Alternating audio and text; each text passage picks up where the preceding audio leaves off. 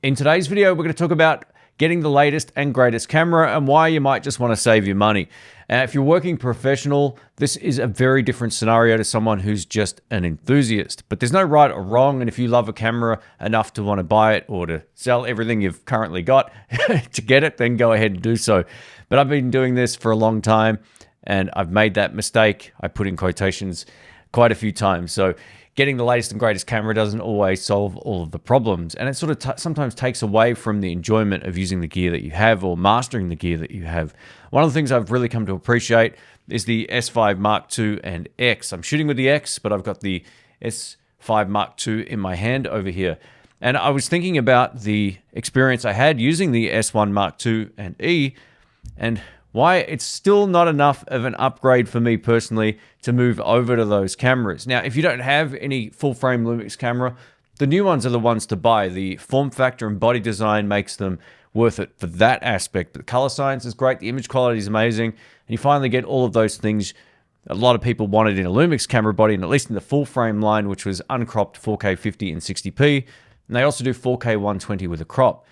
I've had all these things before. I've had it on the A7S III, and the Sony FX3. So I had two full-frame Sony cameras that gave me that experience. And what I learned was it wasn't like the be-all and end-all. I got so used to working with an APS-C crop on some of these cameras that I don't even have to change the lens in the studio here. I'm shooting with the SIIE 35mm t1.4 here.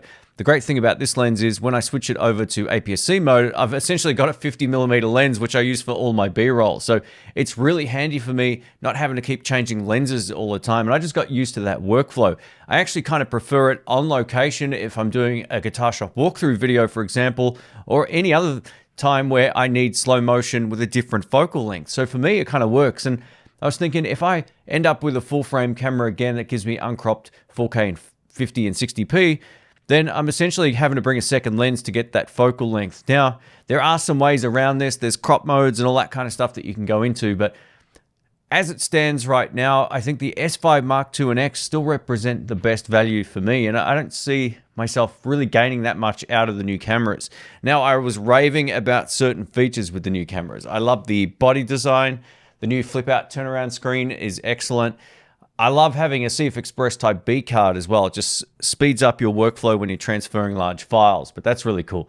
The 2:1 aspect ratio was another favorite thing of mine, but I think the biggest thing about these new cameras that a lot of people overlook is the color science. The color science on the new cameras is great. That Cine-like A2 profile is fantastic, and I hope there's a firmware update coming for some of the other cameras. It's a picture profile. I would love to see all these other cameras support that as well. The other reason why I'm not personally interested in selling what I've got and then getting another camera is I shoot multi-camera stuff all of the time. I have 4 cameras set up in my other room, and I generally work with either 1, 2, or 3 cameras in here.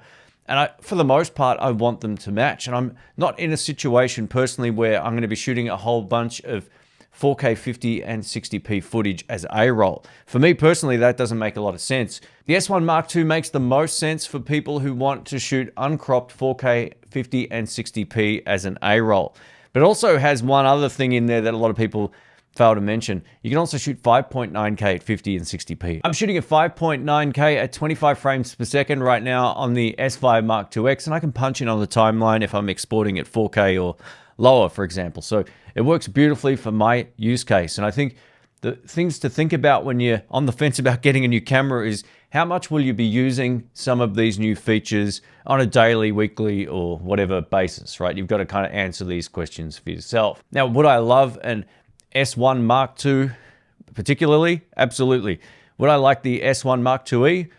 Not really. It didn't feel like enough of an upgrade over the S5 Mark IIX for me, minus the body design. And yeah, if you don't already have a camera and you're on the fence, get the new ones. It's always smarter to do that. But the S5 Mark IIX is so similar to the S1 Mark IIe that there's no real path to getting more out of that camera other than the fact the color science is a bit different and the shooting experience is different. And you know what? For some people, that might be enough of a reason to upgrade. But again, I always find myself going back to sort of like underdog cameras. I'm loving shooting with the S9 and the S5 Mark II and X are now the slightly older generation of camera, and I can still get great results out of these. And I think at the end of the day, you've got to shoot with what you enjoy. You've also got to keep in context of will you end up losing more if you say offload 3 cameras to buy a single camera? And in my case, I would. It's not a smart move whatsoever.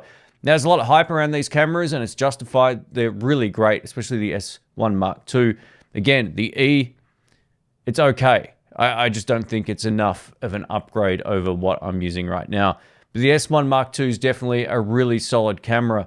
And if it ticks all the boxes for you personally, and you're not going to be putting it on your credit card, going into debt, then get it. I didn't get to keep the S1 Mark II or E. And after I sent them back, I got something to confess. I didn't miss them as much as I thought I would. Now, I'm in a sort of like a somewhat privileged position through hard work. I've got a lot of camera equipment here at the house. And for me, upgrading to one of those cameras right now, at least at the current price, doesn't make a lot of sense. I've got a GH7 that can pretty much do most of what the S1 Mark II can do. And I've also got the Sony ZV-E1, which can shoot 4K at 120 frames per second, as well as the G9 Mark II. So yeah, I can get great results out of all of these cameras in the studio or out in the field. And for me, I'm just sort of like, man, I don't want to carry a big, heavy, expensive camera around with me when I travel. It's just not something that I want to do. The lighter and less expensive the things are, the better. And I'll explain why. So a few years ago, I went over to Florida. We shot a huge series of videos around the coast of Florida. So we went down one side, past Naples, all the way up the other side to Daytona Beach, essentially. Actually, further up, St. Augustine. And I had like 11 or 12 grand worth of camera equipment in my bag. I had Sony FX3, the A7S III, G-Master lenses, the Zeiss lenses, and I was like, I never want to do this again. I was so paranoid about my camera bag. And even having the S1 Mark II, while I was in Austin, I was a little paranoid about it. I like, Austin's a safe city, but you know, I went out and shooting at night. I didn't know the city. It's probably a stupid move, but I was like, man, I'd feel much better about having something like the S9 with me than the S1 Mark II in that particular situation. So you've got to kind of weigh these things up. The more camera gear that you have with you when you travel, the more paranoid you can be about it. And this is something that I don't hear a lot of people talking about. I just wanted to put a video about it together because I felt like after I had the hype of the new cameras out of my life, I went back to what I was using. I was like, these essentially look the same. Some could argue that, you know, the color science and all this kind of stuff is slightly different. The look might be slightly different. If you can see it, then it is the case. But for me, I just went back to using what I was used to using and I was happy. So yeah, that's just me anyway. I think I'm just going to throw this out there. I still think the GH7 is such a great camera. Whether you like micro four thirds or not, that thing is an absolute beast and it can do so much that the newer, more expensive cameras can do, obviously without the low light performance. But man, I went back to the GH7. I was like, this is great. I'm shooting outside with an f2.8 lens and the image quality looks fantastic. And for me, that's fine. I, again, would feel better with a GH7 in my hand than some of these much more expensive, you know, full frame cameras. But they're great cameras. I'm not going to say they're not because they're the best cameras that I've used after owning a Sony FX3. The S1 Mark II wipes the floor with it. If they were out at the same time and I got to pick, it would be a no-brainer. But Sony were about 4 years ahead there. So it is what it is.